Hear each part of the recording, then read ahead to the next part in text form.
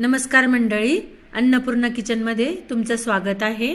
चंपाषष्ठी निमित्त आज आपण वांग्याचं भरीत कसं बनवायचं ते बघूया। वांग्याचं भरीत बनवण्यासाठी इथे मी एक वांगा घेतलेला आहे।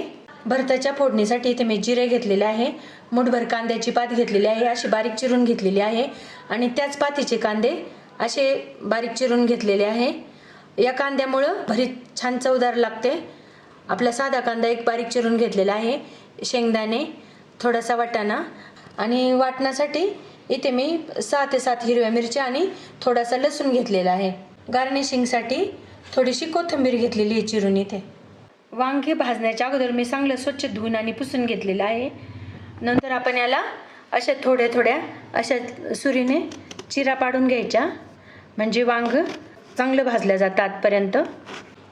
आता वांग्याला थोडंसं आपण तेल लावून घेऊ, म्हणजे वांग पटकन भाजलं जातं।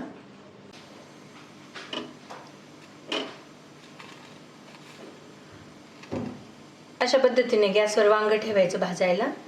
वांग थोडंसं मधून फिरवायचं, म्हणजे सगळ्या बाजूने व्यवस्थित भाजलं जातं। इथे वांग पूर्ण भाजून झालेलं आहे। आपण आता गॅस बंद करू। एकदम असं वांग असं शिजल्यासारखं होतं, मग यावेळेस समजायचं की वांग भाजलेलं आहे। आता आपण याचे गार झाले की साल काढून घेऊ। वांग्याला तेल लावल्यामुळे वांग भाजलं पण पटकन जातं आणि असे साल पण पटपट निघतात, म्हणून नेहमी वांग भाजताना वांग्याला सगळीकडून तेल व्यवस्थित लावून घ्यायचं।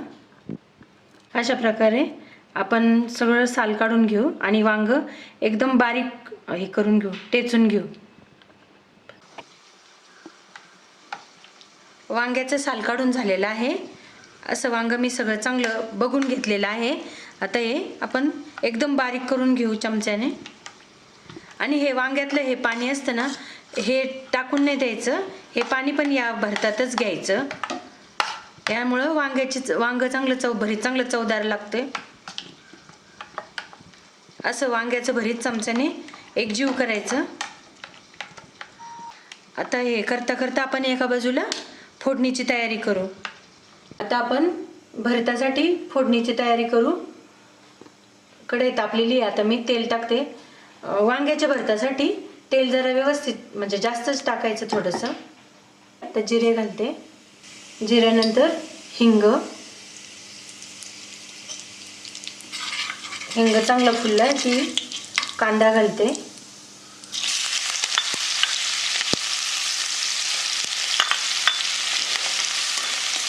कांदा एक थोडासा मऊ झाला की लगेच त्याच्यात पातीचा कांदा घालून घ्यायचा। आता यावेळेस शेंगदाणे घालू। शेंगदाणे भाजलेले आहेत, त्याच्यामुळं आता कांद्यानंतर टाकले। जर भाजलेले नसले तर कांद्याच्या अगोदरच शेंगदाणे तळून घ्यायचे। आता हा पातीचा कांदा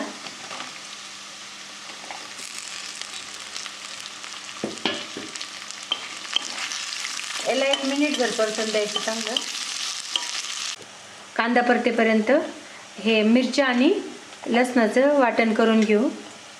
असं उबडधोबड वाटण काढून घ्यायचं मिक्सरमधून। आता कांदा चांगला परतलेला आहे, आपण यातच आता वाटण घालू आणि मीठ पण याच वेळेस घालायचं। वाटण चांगलं परतून द्यायचं, त्याच वेळेस मटार घालायचं।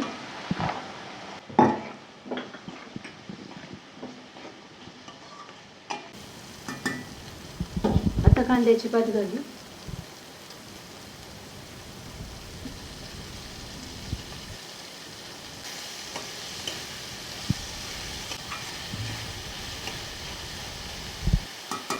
आता 1 मिनिटभर याच्यावर आपण झाकण ठेवू।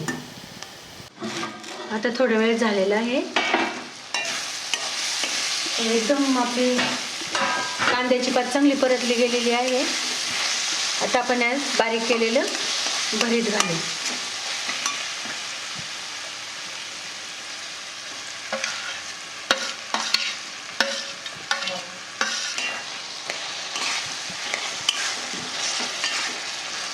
दोन मिनिट आपण याला परत एक चांगली वाफ घेऊ।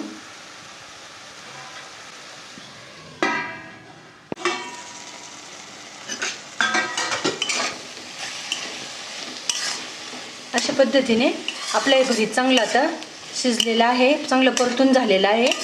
आता आपण गॅस बंद करू. अशा प्रकारे आपलं भरीत तयार झालेलं आहे. आता आपण प्लेटिंग करूया. हे भरीत ज्वारीच्या बाजरीच्या भाकरींबरोबर खातात किंवा बाजरीचे रोडगे पण चांगले लागतात या भाकरी भरताबरोबर. आता पुढच्या भागात आपण रोडगे कसे बनवायचे ते बघूया.